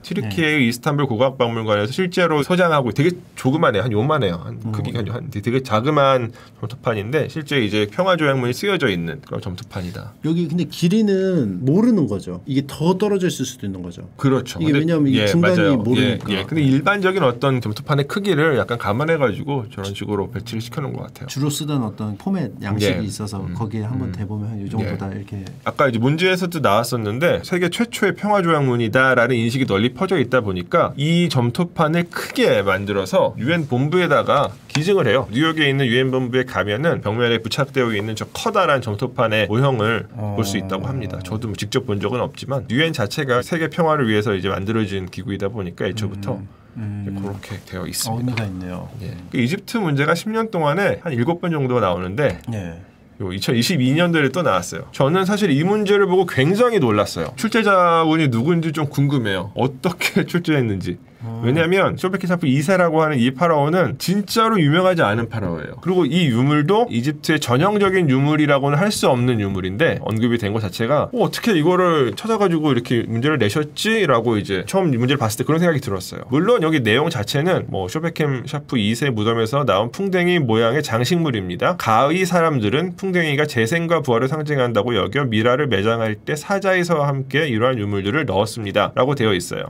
뭐 자연스럽게 가는 이집트라고 추정을 하실 수가 있죠. 풍뎅이, 뭐 재생, 뭐 이런 부활 이런 키워드들이 들어가 있으니까 보기는 엄청 쉽죠. 1번 길가메시 서사시를 남겼다. 2번 피라미드와 스핑크스를 세웠다. 3번 크레타 섬을 중심으로 발전하였다. 4번 갑골의 전복의 내용을 기록하였다. 5번 하라피와 모헨조다로를 건설했다. 5번은 그 뭐 계속 나오네요. 3번도 계속 나와요. 보시면은 여기서 보시면 크레타 섬을 발전했다. 똑같아요. 문장도. 그러니까 이제 기출 문제만 잘 풀었어도 쉽게 풀 수 있는 문제다. 요거 길가메시 서사시는 이제 메소포타미아 수메르 문명이고 요게 이제 이집트 정답이죠. 여기에 아까 말씀드린 미노아 문명, 갑골의 전복의 내용을 기록하였다. 중국이죠. 예. 하라파 모헨조다로 인더스 문명. 길가메시는 마동석 씨잖아요. 그렇죠. 예, 거기서 나온 길가메시의 모티브가 된 실제 수메르 쪽의 영웅이죠. 우르크의 왕이자 영웅이었던 그런 인물이고. 근데 문제가 있어요. 이 문제가 엄밀하게 얘기하면은 이 문제 자체가 틀렸어요. 보기 자체가 정확하지 않아요. 첫 번째, 이집트에서 소위 말하는 풍뎅이 모양의 여러 가지 물건들, 상징들이 나타나긴 하는데 실제로는 이 모형들은 풍뎅이가 아니에요. 쇳동굴이에요. 그러니까 이걸 풍뎅이라고 하면은 조금 정확하지 않다. 쇳동굴이라고 해야 돼. 예, 쇳동굴이라고 해야 된다. 그리고 또 하나 틀린 게 있는데 쇳동굴이가 갖고 있는 상징성은 재생과 부활이 맞아요. 근데 지금 여기서 이 문제에서 언급되고 있는 이 유물 요거거든요. 예. 이 유물은 특별하게 심장 스카라브의 기능을 갖고 있는 유물이에요. 근데 여기서는 재생과 부활을 상징한다고 여겨 미라를 매장할 때 사자에서 함께 이런 유물을 넣었습니다. 이 유물은 그렇게 사용되지 않았을 거예요. 이 유물은 심장 위에 이렇게 얹혀놓거든요. 이집트 사람들은 아마 제가 이제 말씀을 드린 적이 있었던 것 같은데 저승에 가서 심판을 받을 때 심장의 무게를 재는 의식을 치러요. 그런데 그때 이 심장이 주인의 의지에 반해서 생전에 범했었던 악행 이런 것들을 막 혼자서 심판관한테 떠들 수 있다라고 생각을 했어요. 이집트 사람들은. 그래서 이 심장에 입을 닫게 하기 위해서 심장아 나대지 말아라는 용도로 심장아 나대지 마 라는 용도로 여기다 부적을 얹혀놔요. 예, 심장 위에다가 입을 못 열게 하는 거죠. 심장이 혼자 떠들지 못하게 만드는 거예요. 그렇게 해서 만든 유물이에요. 이 쇳동굴이 모양 부적은. 심장아 나대지 마. 그 쇳동굴이 모양의 부적들 가운데 특별하게 이제 심장 스카라브가 이제 쇳동굴이라는 뜻인데 심장 스카라브라고 이제 불리는 특수한 부적들이 있는데 그 부적들은 재생과 부활과 직접적인 관련이 있다기보다는 심장 자체의 그 입을 닫게 만드는 그런 용도를 갖고 있어요. 그런데 이 문제에서는 그런 것들이 생략되어 있죠. 그런 얘기들이. 이게 그림이 혼동을 줄 수가 있겠네요. 그렇기 때문에 이거는 확실히 재생과 부활을 상징하는 다른 풍뎅이 조형물을 갖다 놓는 게 정확할 것이다. 그랬으면 아무 문제가 없어요. 그런데 이 심장 스카라브도 사실 굉장히 비교적 쉽게 또 보실 수 있는 풍뎅이 모양 부적인데 역시 서울에서 지금도 보실 수가 있어요. 요거는 지금 런던에 가셔야 되는 거고. 근데 여기 지금 양말 벗겨진 호민이 형의 표정이 있어요. 이게 눈. 여기 이렇게 눈이 있고, 네, 눈 이게 요게 입, 이렇게 입, 코랑 이게 코, 입 이렇게. 참고 있는 모습이. 저는 보이네요. 와, 그걸 찾아내시다니 대단하십니다. 진짜. 그 관자놀이 쪽에 이게 그 창고에서 구겨진 이 관자놀이. 요 심장 스카라브는 여기 과거 이거는 지금 서울에서 보실 수 없지만 보실 수 있었어요. 조금 더 이제 최근 유물인데 요거는 이제 기원전 1600년경 그러니까 이집트 신왕국이 탄생하기 이전에 제2중간기 시대 때의 유물이고 요거는 이제 그 말기 시대의 유물인데 이건 역시도 심장 스카라브예요. 왜냐하면 심장 스카라브라고 알 수 있는 이유는 쇳동그리의 배면에 글자가 새겨지거든요. 그 글자의 내용을 통해서 알 수 있는 거예요. 심장아 조용히 좀 해라고 하는 그런 문장들이 쓰여져 있어요. 그러니까 이제 보시면 이제 이거는 지금 서울에서 보실 수 있는 역시 심장 스카라브고 그다음에 역시 또 서울에서 보실 수 있는 요거는 이제 뭐 시대는 정확하진 않은데 대충 이제 어쨌든 말기 시대 것으로 추정되는 그런 이제 물건입니다. 조형미가 되게 있네요. 되게 예쁘게 만들었죠. 예, 되게 예쁘게 만들었어요. 아까 이제 보셨던 이 유물은 요거는 되게 정교해요. 정말 정교하죠. 정말 정교하죠. 그리고 이거 같은 경우는 금을 쓰긴 했지만 좀 혼란스러울 때 만들어진 유물이에요. 그러니까 이집트가 문화적으로 전성기가 아닐 때 만들어진 유물이다 보니까 디자인 측면에 좀 조악한 면이 있죠. 요거는 아까 그거는 좀 약간 겨울에 볼 수 있는 계란빵 틀. 그러네요, 진짜. 또 재작년에도 이집트 문제가 나왔어요. 다음 문명에 대한 설명으로 옳은 것은 요것도 배점이 3점입니다. 태양신의 아들 나일강의 지배자 파라오 특별전 포로를 이끌고 개선하는 세티 1세. 제 아빠네요. 그쵸. 예. 침티 1세. 세티 1세의 아빠는 람세스 1세. 땡땡박물관 기획 전시회에 여러분을 초대합니다. 파라오들의 정복 활동과 그들이 남긴 피라미드 등의 문화유산이 파노라마처럼 눈앞에 펼쳐집니다. 장소 땡땡박물관 기획 전시관 기간 몇 월. 1번 미라를 제작하였다. 2번 콜로세움을 건립하였다. 3번 길가메시 서사시를 남겼다. 4번 갑골의 전복의 내용을 기록하였다. 5번 하라파 모헨조다로를 보기가 너무 똑같죠, 계속 보기가. 예, 계속 겹치네요. 예, 사실 너무 쉬워요 보기가. 지금 이제 여기서 새롭게 나온 보기는 요 2번밖에 없는 것 같아요. 2번은 이제 로마, 고대 로마하고 메소포타미아, 중국, 인더스. 그래서 뭐 정답 고르기 쉬워요. 1번인데 이 문제에도 사실 약간의 문제가 있다. 첫 번째는 태양신의 아들 이런 식으로 보통 얘기를 하는데 정확한 표현은 태양신의 아들이라기보다는 태양의 아들이라고 하는 게 조금 더 정확하고요. 고대 이집트에서 파라오한테 붙이던 칭호들 가운데 이제 사라라는 표현이 있는데 사는 이제 아들, 라가 이제 태양신 혹은 태양을 뜻하는 그거를 이제 라의 아들이라고 표현을 하거나 혹은 그냥 태양의 아들이라고 표현하는 게 더 정확해요. 그리고 또 있어요. 태양신의 아들은 뭐 어느 정도 허용할 수 있는데 나일강의 지배자는 정확하지 않은 표현이에요.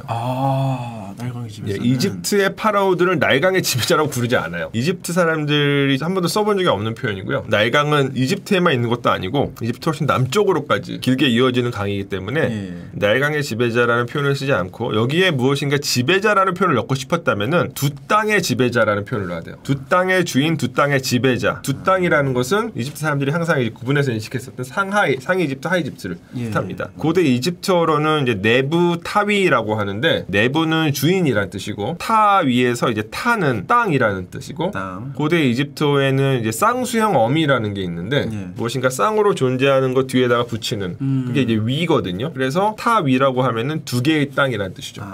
그래서 네부타이는 두 땅의 주인, 두 땅의 지배자라고 이제 해석할 수가 있고 파라오한테 붙이는 칭호들 중에 하나였어요. 근데 나일강의 지배자는 말은 없어요. 예, 굉장히 어색한 표현이에요. 또 한 가지 또 진짜 결정적인 오류가 있는데 박물관 전시의 광고잖아요. 근데 이 부조는 박물관에 있을 수가 없어요. 부조는 신전 벽에 있어요. 신전 벽에 요겁니다. 카르닥 신전 대12실 외벽에 장식되어 있는 부조인데 굉장히 규모가 크거든요. 예, 엄청 이게 이제 전시장으로 들어올 수가 없는 건물의 벽면에 이제 그려져 있는 부조인데 이 부조가 무엇인지 모르는 분이 이 문제를 출제하셨고 이 사진을 보고 아 이거 대충 박물관에 있을 수 있겠다 이런 식으로 생각을 하셔가지고 넣은 것 같아요. 박물관에 없는 유물을 대표 이미지로 집어넣었다는 게 그러니까 아주 적절하지는 않죠. 근데 여기도 좀 얼굴을 조사놨네요. 여기 얼굴을 말 얼굴이랑. 근데 이거는 아마도 이거는 기독교인들이 여기도 보시면 다 그 얼굴을 다 부셔놨어요. 아마 기독교인들이 후대에 이렇게 좀 했던 것이 아닌가 싶어요. 왜냐하면 고대 이집트인들이 정치적인 이유로 이 얼굴을 부셨다면 파라오의 이름도 다 부셨을 거예요.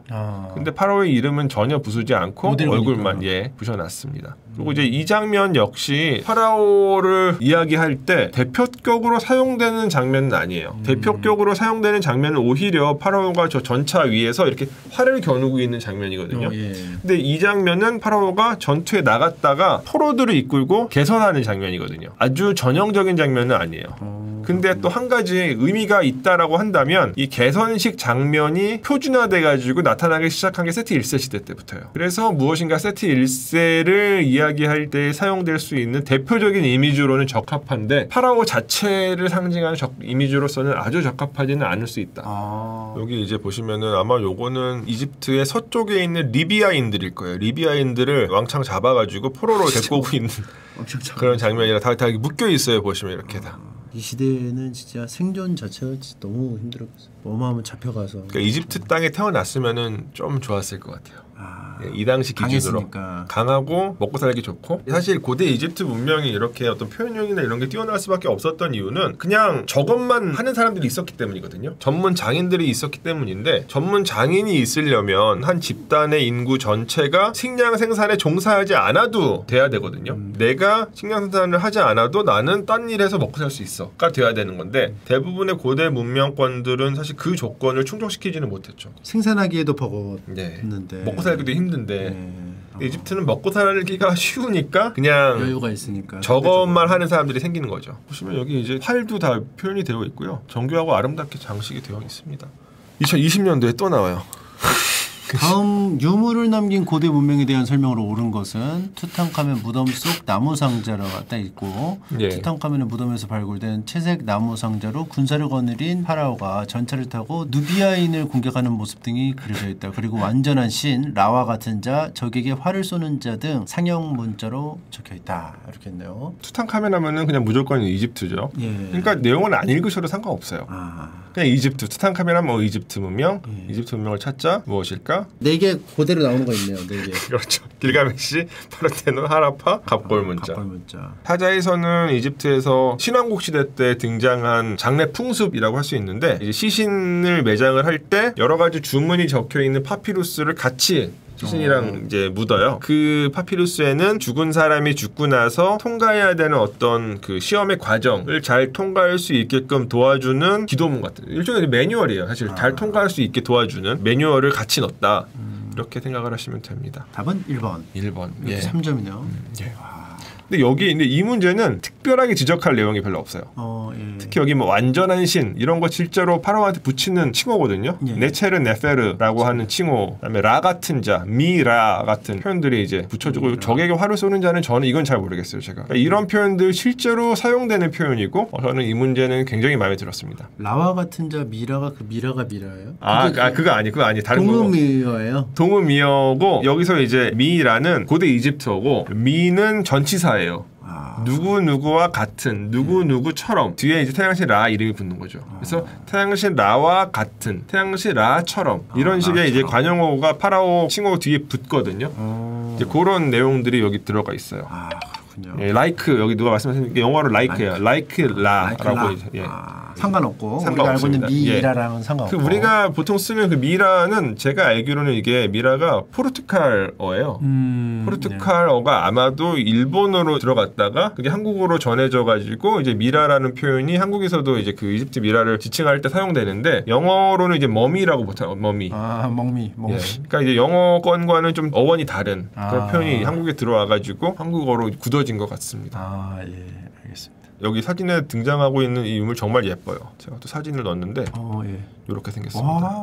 굉장히 커요. 한 2만화니까 길이가 한 50cm, 60cm 정도 되는 가로 길이가. 여기 또 다 조사놨네요. 여기 지금 싸우는. 여기 보시면은 혼란하네요. 투탕카멘 혼자서 쳐들어가가지고 밀고 가니까 이 사람들 보면은 이제 피부가 검은색으로 묘사되어 있거든요. 그러니까 아마도 누비아인들인 것 같아요. 누비아인들을 쳐부수는 투탕카멘의 모습이 표현되는데 실제로 투탕카멘이 이런 식의 군사적인 행동을 하지는 않았을 것 같아요. 왜냐하면 투탕카멘은 신체가 되게 병약한 사람이었고 또 일부 신체 장애도 갖고 있었던 것으로 여겨지는 만큼 직접적으로 군사적인 어떤 원정 과정에 참여하지는 않았을 가능성이 높거든요. 그렇기 때문에 이거는 이제 그냥 상징적인 장면이다라고 생각을 해주시면 좋을 것 같아요. 이런 양식이 있네요. 딱 뒤에 이렇게 질서정연한 군대가 있고 앞에 크게 있고 뭐 여기는 뭐 무슨 그냥 쭈꾸미 같이 보여요. 좀 약간 쭈꾸미 볶음. 지금 되게 정확하게 말씀을 하셨는데 이집트 미술은 규칙이나 표준이 너무 강력하게 정해져 있어요. 고대 이집트에는 미술이나 예술이라고 하는 개념 자체가 없었어요. 현대인들이 이집트 미술이라고 부르는 시각적인 자료들은 고대 이집트적인 맥락에서는 미술이라기보다는 일종의 언어랑 비슷해요. 딱 규칙이 정해져 있고 형식이 정해져 있고 그 상태 고기만 딱딱 넣어가지고 파라오가 전차를 타고 활을 쏘면서 적들을 공격하는 장면, 그리고 뒤에는 파라오의 부하들이 되게 질서정연하게 따라오고 있는 장면. 아주 하나의 형식입니다. 그러니까 이게 또 어떤 의미가 있냐면 이집트 파라오들이 갖고 있었던 여러 가지 사회적인 의무 가운데 하나가 마트라고 하는 고대 이집트적인 맥락에서는 뭐 우주적인 질서라고 하는 마트를 잘 지켜야 되거든요. 파라오는. 그리고 이 마트에 대비되는 개념이 이세페트라는 개념이 있어요. 그러니까 혼란이에요, 혼란. 그러니까 이집트 밖에 존재하는 세계의 혼란. 그렇기 때문에 이 장면은 파라오가 마트를 지키기 위해서 이세페트를 쳐부수고 있는 장면이라 생각하셔도 돼요. 자, 그리고 2017년에 이집트가 나와요. 이거 그 양식이네. 익숙한. 비슷하죠, 사실 근데 이 장면을 제가 어디가 원출처인지는 잘 모르겠어요. 람세스 2세 같은데 어디 성을 공격하고 있는 장면이에요. 성벽을. 이렇게 반대 방향으로 또 있나요? 요거 제가 본 건 항상 오른편에. 그러니까 저도 사실은 그래서 이게 사실 잘 모르겠어요. 저도 이제 익숙하지 않은 모습이에요. 말씀하신 것처럼 대체로 이제 오른쪽에서 왼쪽으로 공격하는 장면들이 많이 묘사가 되는데 이거 제가 찾아보다가 결국 못 찾아서 자료 사진을 넣지는 못했습니다. 크로소스 궁전, 크레타 섬에 있어요. 크레타 섬. 그 미노타우루스가 있었다라고 하는 전설이 있는 그게 크노소스 궁전에 미궁이 거기. 그러니까 전설. 사실 크로소스 궁전 그 정도로 미궁은 아니지만 복잡한 궁전이긴 해요. 그래서 아마 이제 그런 전설이 좀 덧붙여진 것 같다 이렇게 생각이 되고요. 미라 피라미드 뭐 이집트 대표하는 키워드들이죠. 고르기 쉬운데 문제는 요거 나일강의 기적. 이 표현 너무 이상해요. 나일강의 기적이라는 표현을 저는 본 적이 없어요. 이게 이제 한강의 기적. 거기서 그냥 이제 습관적으로 사용하신 것 같아요. 이집트 하면 유명한 강 나일강. 그렇기 때문에 한강의 기적 익숙한데 그래서 나일강의 기적. 근데 저 비슷한 표현을 이제 한 사람이 있는데 기원전 5세기의 그리스의 역사학자인 헤로도토스가 기적이라고는 안 했고 이집트는 나일강의 선물이다라고 얘기했어요. 나일강이 없었으면 이집트 문명이 탄생하기 힘들었을 것이다라고 하는 역사적인 통찰을 이제 한 문장으로 줄여가지고 그렇게 얘기한 건데 나일강의 기적이라고 부르지는 않았죠. 아직도 더 남았어요. 또 있습니까? 2015학년도, 16학년도 뛰어넘어서 제가 10년치를 이제 뽑았는데 2015학년도에도 나와요. 가에서 성립된 문명에 대한 설명으로 옳은 것은 가의 통치자인 파라오는 자신을 태양신의 아들이라 칭하면서 살아있는 최고의 신으로서 절대 권력을 행사하였다. 파라오는 전 국토를 소유하고 신관과 관료를 거느리면서 관계 사업을 추진하였고 자신이 나일강의 범람을 조절할 수 있는 능력이 있다고 주장하였다. 뭐 이집트죠. 여기서 이집트 고르면 되는데 지금까지 안 나왔었던 지구라트 안 나왔었죠. 지구라트, 갑본문 나왔었고 모헨조다로 나왔었고 점토판 쓰기 문자 안 나왔었어요. 그다음에 사자에서는 나왔었죠. 5번이 정답인데 5번. 지구라트 역시 메소포타미아. 점토판 쓰기 문자 역시 메소포타미아라고 생각을 하시면 됩니다. 근데 여기 조금 또 문제가 좀 있어요. 사실 이 내용이 아까 나온 것도 있네요. 그 말씀하신 거. 태양신의 아들. 그것도 있고 그다음에 예컨대 이런 거. 자신이 나일강의 범람을 조절할 수 있는 능력이 있다고 주장하였다. 이건 아주 정확하지 않아요. 파라오가 나일강의 범람을 계속해서 유지시켜야 할 의무는 있었는데 자기가 그 범람을 조절할 수 있다라고 주장하진 않았어요. 근데 범람을 조절하기 위해서 다양한 노력들을 했고 그 가운데서는 이 범람과 관련이 있는 신으로 여겨졌던 크눔이라고 하는 신이 있어요. 또 양머리 신인데 이 크눔 신한테 제사를 잘 드리게끔 신하들한테 명령을 하고 그런 모습들은 나타나는데 실제로 자기가 막 범람을 직접 조절할 수 있다라고 주장하지는 않았어요. 그런 내용 조금 잘못된 것 같고 엄밀하게 얘기하자면 살아있는 최고신으로 절대 권력을 행사하였다 이 문장도 아주 정확하진 않아요. 우리가 일반적으로 파라오라고 하면은 정말 엄청난 권력의 소유자 모든 걸 자기 마음대로 다 할 수 있는 존재로 여기는 경향이 있는데 실제로 파라오가 뭐 굉장한 권력자인 것은 맞지만 전제 군주라기보다는 이집트적인 어떤 공무의 최고 책임자 이집트인들이 지켜나가야 할 가장 중요한 의무는 아까도 말씀드린 마트라고 하는 우주적인 질서를 지키는 거거든요. 계속해서 똑같은 상태로 그 의무의 최고 책임자예요. 그러니까 자기 마음대로 뭔가 개성을 발휘해가지고 자의적으로 뭔가 할 수 있는 여지가 굉장히 적어요. 쉽게 말씀드리면은 굉장히 강력한 매뉴얼이 있어요. 정해진 대로만. 그대로 해야 돼요. 자기 상을 만들 때도 그 매뉴얼대로 만들어야 돼요. 채팅창에 마트 점장이냐고. 정해진 매뉴얼대로. 본사에서 정해진 매뉴얼. 여기가 약간 정확해요. 마트 점장 아주 재미있는 표현이고 정확한 표현이라고 생각하는 게 점장이 자기 마음대로 할 수 있는 부분이 있기는 하죠. 근데 보통은 이제 본사에서 정해진 그렇죠. 틀 안에서 해야죠. 예, 그거랑 비슷해요, 진짜. 그렇기 때문에 뭐 엄청난 절대 권력자라고 말하기는 살짝 무리가 있어요. 파라오들 중에서 람세스 2세 같은 경우 특별하게 자기의 개성을 마음껏 드러낸 파라오지 그렇게 자기 개성을 마음껏 드러낸 파라오가 그렇게 많진 않아요. 그리고 이게 2014학년도의 문제예요. 사진만 봐도 사실은 쉽게 아실 수가 있어요. 스핑크스가 이미 있어가지고요. 예. 스핑크스는 원래 사자의 몸과 인간의 머리를 가지고 있는 신화 속의 동물이다. 강력한 지배자였던 파라오는 피라미드를 지키는 수호신으로 스핑크스를 세우도록 하였다. 왼쪽 그림의 스핑크스 조각상은 쿠프왕의 피라미드 인근에 자리 잡고 있다. 근데 이제 또 보기는 너무 쉽죠. 모헨조다로는 올타임 출전 아닌가요? 거의 그렇죠. 콜로세움도 나왔었고 예. 하무라비 법전도 단골 선수고 이제 새로 나온 게 있어요. 자연현상을 참여하는 베다를 만들었다. 저 베다는 겐지스강 쪽에서 이제 발전한 힌두교 쪽 예. 아마 그 문화권의 경전이다라고 이제 생각을 이제 할 수 있고요. 당연히 답은 1번 사자에서인데 근데 요것도 사실 조금 문제가 있어요. 일단 여기서 신화 속의 동물이다. 이거는 이집트 스핑크스 얘기가 아니에요. 이건 그리스 쪽 스핑크스 얘기예요. 이집트 쪽 스핑크스는 그냥 신이에요. 태양신이라 생각하시면 돼요. 그리고 또 하나, 이것도 좀 문제가 있는데 왼쪽 그림의 스핑크스 조각상은 쿠프 왕의 피라미드 인근에 자리 잡고 있다. 인근에 자리 잡고 있는 건 맞아요. 근데 스핑크스는 쿠프 왕의 피라미드보다는 다음 파라오인 카프라의 피라미드와 더 관계가 깊은 조형물이에요. 그리고 피라미드를 지키는 수호신으로서 요거는 분명하지 않거든요. 수호신일 수도 있다라고 이야기하지만 다른 사례들은 확인되지 않기 때문에 정말 스핑크스가 피라미드의 수호신으로 만들어졌는지 여부는 아주 분명하진 않아요. 추정이라고 해야 되나요? 쓰려면? 아예 안 쓰는 게 더 정확하다고 생각을 해요. 오히려 스핑크스는 사자의 몸과 인간의 머리를 하고 있는 태양신이다. 그리고 왼쪽 그림의 스핑크스는 카프라 왕의 피라미드 인근에 자리 잡고 있다. 이런 식으로만 쓰면 더 정확해요. 이게 스핑크스죠. 여기 보시면 스핑크스가 있고 사실 이거는 조각상이라고 보기 좀 어려울 정도의 큰 상이에요. 길이가 70m 정도 되거든요. 높이도 20m가 넘고 사실 이 스핑크스 같은 경우는 이제 돌산을 깎아가지고 만든 조형물이다 생각하시면 됩니다. 그리고 여기 스핑크스 뒤쪽에 이제 피라미드가 여기 하나 보이고 여기 하나 보이는데 이게 쿠프의 대피라미드고 이게 카프라의 피라미드거든요. 예. 그런데 스핑크스는 요렇게 만들어져요. 여기 카프라, 여기 쿠프 대피라미드. 요 카프라의 장례신전 바로 앞에 만들어져요. 정확하게 뭔지는 모르는데 그냥 일반 정설은 카프라가 만들었다. 카프라의 얼굴을 본따 가지고 이런 식으로 얘기를 하거든요.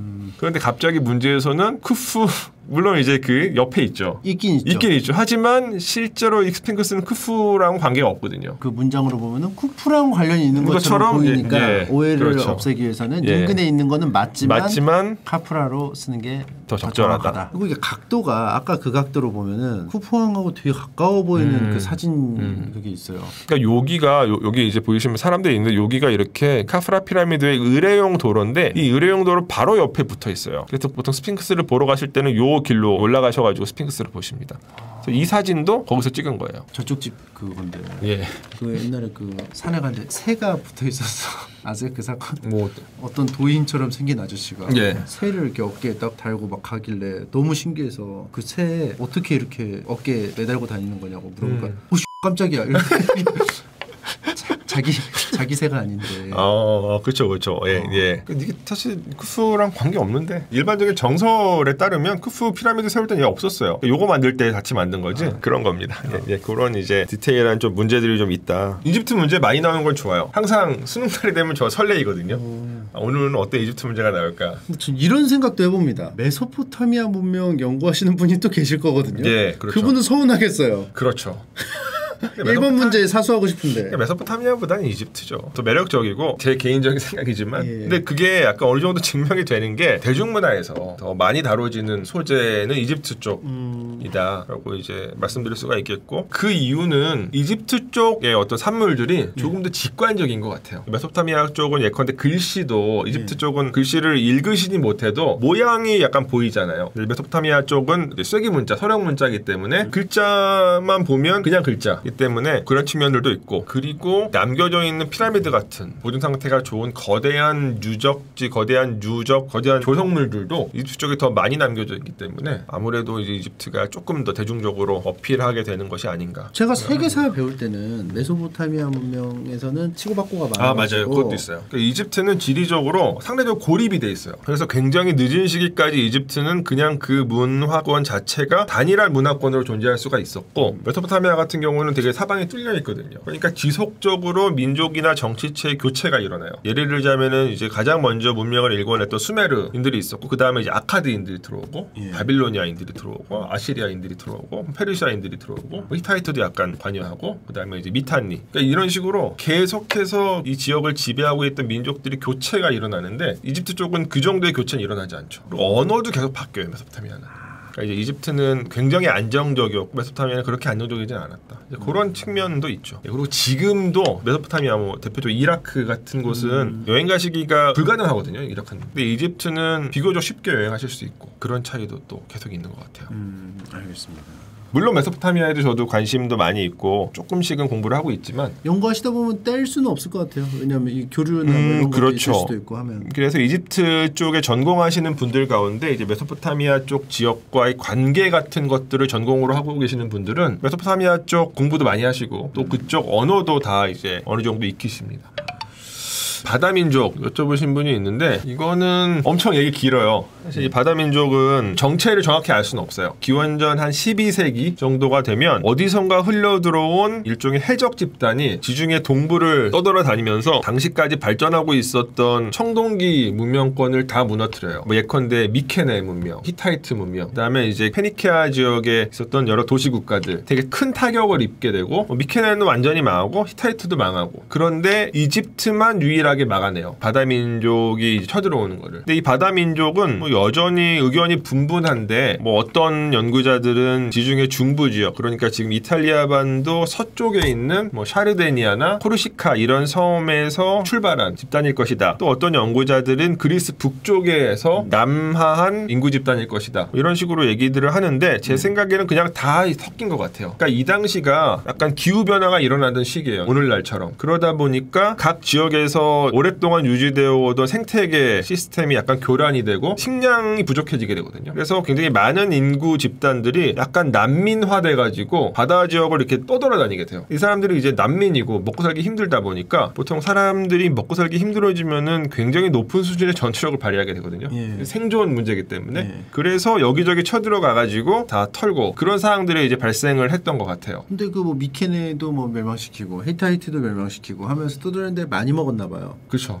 그거 두 개 다 털고도 맞아요. 이집트까지 간 거 보면. 그러니까 엄청나게 많은 숫자가 움직였었던 것 같아요. 그러니까 이게 막 단일한 대오가 있는 집단이라기보다는 막 그냥 이하 집산된 그런 거대한 인구 집단이었던 것 같은데 이 사람들이 떠돌아다니면서 청동기 문명권들을 다 멸망시키고 이집트까지 쳐들어오는데 그 침략을 성공적으로 막아낸 이집트의 파라오가 암세스 3세예요. 3세가 그래서 그걸 굉장히 중요한 자기의 업적으로 이제 생각을 해가지고 자기 신전에 크게 기록을 해놨어요. 또 그 집단들 가운데 일부는 이제 오늘날 팔레스타인 지역에 또 정착을 했고 그래서 아마 성서를 이제 조금 보신 분들은 그 이스라엘을 항상 괴롭히던 이스라엘의 라이벌 집단이 있는데 이제 성서에 이제 블레셋이라고 보통 불리는 집단이 있어요. 그 블레셋인들이 아마 바다민족에 후예될 것이다. 그리고 이건 약간 유전자적으로도 어느 정도 분석이 됐어요. 근데 그렇게 해서 이집트가 막아낸 것이 오히려 이집트 문명이 점차적으로 몰락해가는 바탕이 돼요. 왜 그렇죠? 그러니까 이게 청동기 문명권들이 다 무너졌잖아요. 그 지역들은 일종의 정치적인 공백 상태가 돼요. 그래서 나중에 청동기 시대가 끝나고 철기를 갖고 있는 세력들이 들어올 때 철기 문명이 쉽게 자리를 잡아요.